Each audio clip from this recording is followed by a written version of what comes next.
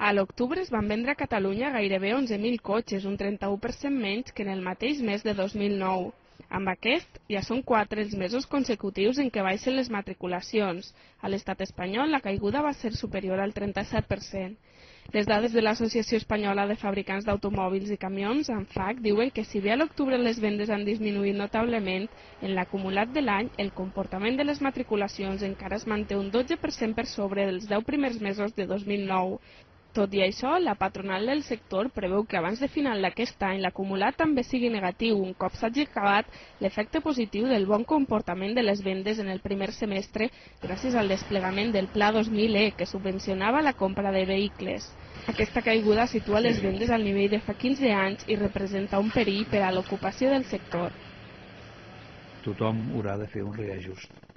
Des del primer venedor al primer fabricant haurà de fer un reajust.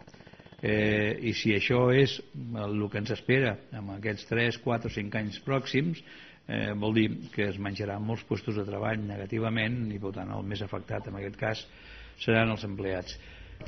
Per a 2011 les patronals mantenen una previsió de matriculació per sota de les 900.000 unitats, és a dir, que el mercat espanyol estigui per tercer any consecutiu a nivell dels anys 90.